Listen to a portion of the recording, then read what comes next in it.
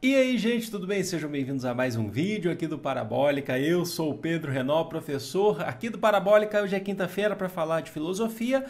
Uma aula que eu prometi na semana passada, faz parte aí de uma espécie de dicionário da filosofia que a gente trabalha aqui, que esses conceitos são importantes para a gente poder entender as questões. Quando surgir esse conceito lá numa questão, você vai saber do que se trata, independente do filósofo que esteja tratando. Hoje a gente vai falar de substância, assim como a gente já falou de metafísica e de dialética e de outros conceitos.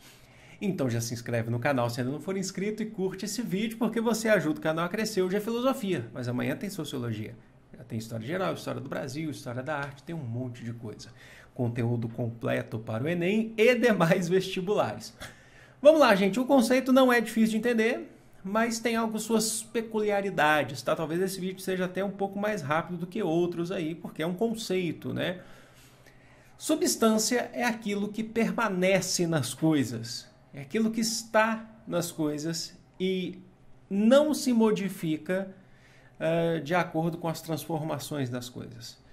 Ele está fundo nessas coisas. É como se a gente pudesse definir como um fator primordial ou um fator primeiro dessas coisas. E quando eu falo coisas, entendam o universo, entendam seres inanimados, uma rocha, ou seres animados, como nós, seres humanos.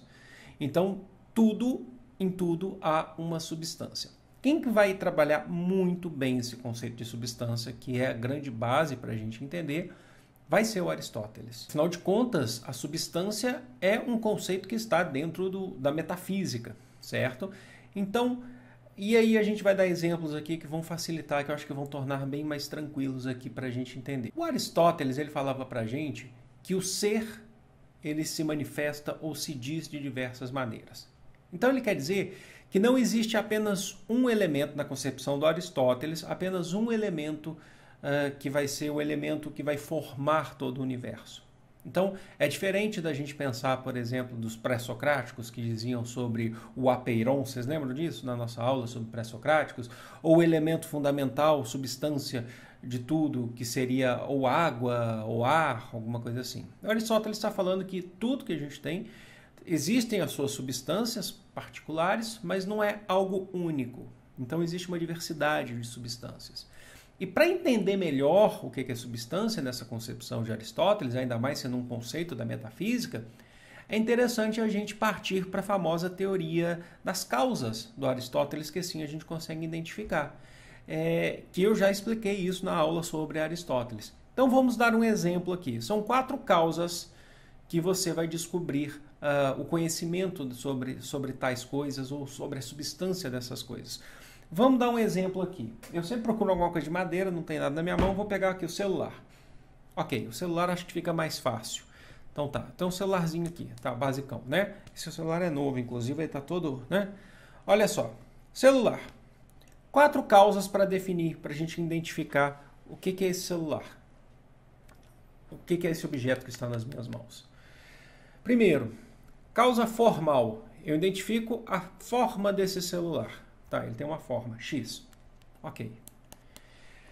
Segundo, causa material.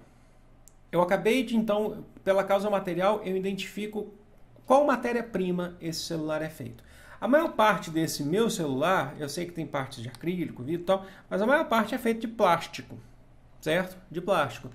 Então, eu estou identificando aqui que a matéria composta nesse celular vem do petróleo. Tá?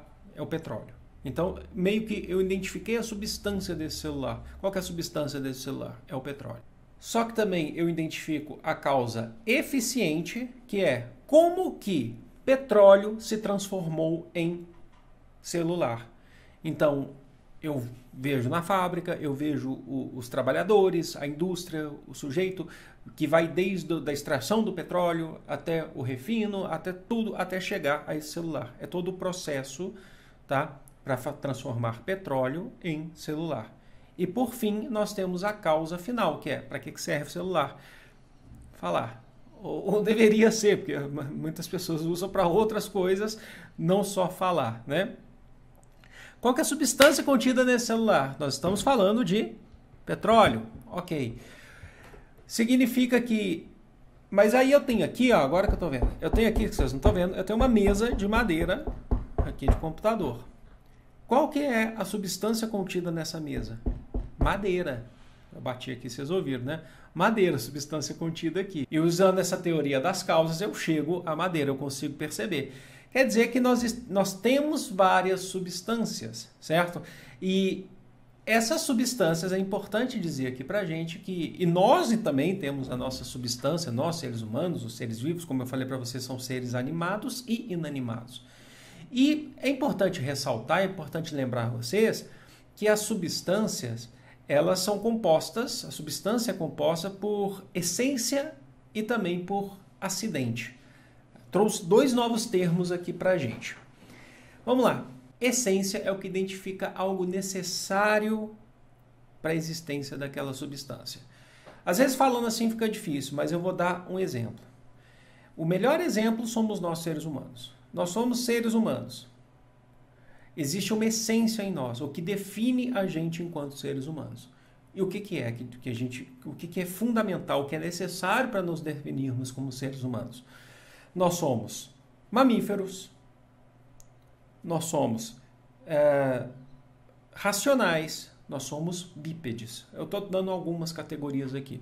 Nos definimos como seres humanos. Se a gente não tiver um desses fatores, ou se a gente tiver fatores diferentes disso, se não formos seres racionais, ou não formos mamíferos, nós não somos seres humanos, certo? Então nossa essência muda.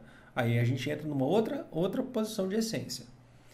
E a causa seriam os fatores que a gente costuma dizer, que o Aristóteles começava a dizer que era o acaso.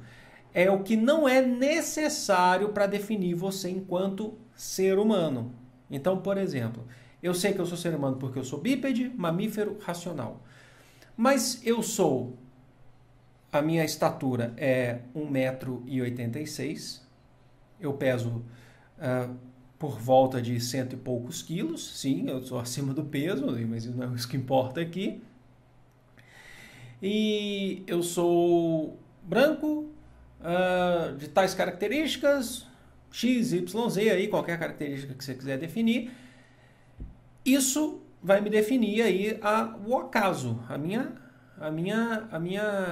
o meu acidente. Mas isso não é fundamental para definir se eu sou ser humano ou não, certo? O ser humano ele precisa ser mamífero, precisa ser bípede, precisa ser racional. Fora isso, tirando o que tem a parte aí para fora disso, à frente disso, não vai me definir. Isso aí é um acidente. Eu sou de um jeito, você é de um outro jeito, mas nós somos seres humanos, certo? Eu tenho uma profissão X, você tem uma profissão Y, eu tenho um gosto pessoal X, você tem um gosto pessoal Y, mas nós somos seres humanos porque a essência nossa é de seres humanos, certo? É isso que vai definir. E nós estamos, então, ligados a uma substância. Nós temos a mesma substância, certo? A nossa substância é a mesma, enquanto seres humanos. Só que existem outros pensamentos sobre substância, tá? Não é só o de Aristóteles. De Aristóteles talvez tenha sido fundamental aí. Mas, por exemplo, existem aqueles que a gente falou, inclusive, nos neoplatônicos, que são os que definem uma substância monista, que tudo no mundo vem de uma única substância, por exemplo, que são o monismo, né, que vem de um único ser. Nesse caso, como a gente estava falando dos neoplatônicos, são Deus, né? Naquela forma que eu falei para vocês de que Deus ele manda a inteligência, né, logos para a alma do mundo, né, naquela concepção que eu falei para vocês do Plotino, por exemplo. A substância fundamental, a substância primeira, a substância que rege tudo, nesse caso, vai ser Deus. E Deus ele meio que envia outras substâncias para poder formar esse mundo. O Aristóteles não está falando disso, não. Ele está falando que existe uma diversidade de substâncias. Existe também um filósofo, Spinoza, filósofo racionalista, daquela turma do Descartes, por exemplo, no século XVIII. O Spinoza também ele acreditava em uma substância única, certo? Que define tudo. Só que ele, diferente dos monistas, por exemplo, ele achava que essa substância ela não enviava, ela não se compartilhava. Os monistas acreditavam que Deus, substância primeira, acabava compartilhando através da inteligência, a alma do mundo, a substância ia se fragmentando de certa forma e criando suas cópias. mas que partia de uma única só, que seria Deus, né? Que seria uno ou um. O Spinoza já falava que natureza, mundo nosso, e Deus fazem parte da mesma substância. Que essa substância ela não se divide, que se ela se divide, ela se torna uma outra.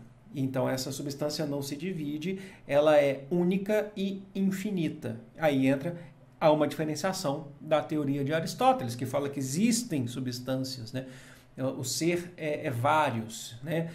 Você tem uma diversidade, então, nessas questões. Entenderam, gente? É um conceito bem simples, né? Convenhamos aqui, é um conceito simples que dá para entender. Cada filósofo pode trabalhar com uma substância de uma maneira diferente. Uns vão trabalhar com uma pluralidade, outros vão trabalhar com uma substância, com duas substâncias. Outros, como são o caso aí dos monistas, trabalham com uma substância. Mas deu para entender que substância é aquilo que está nos seres, né? É o que compõe esses seres, é o elemento fundamental desses seres, certo? E ele não se modifica,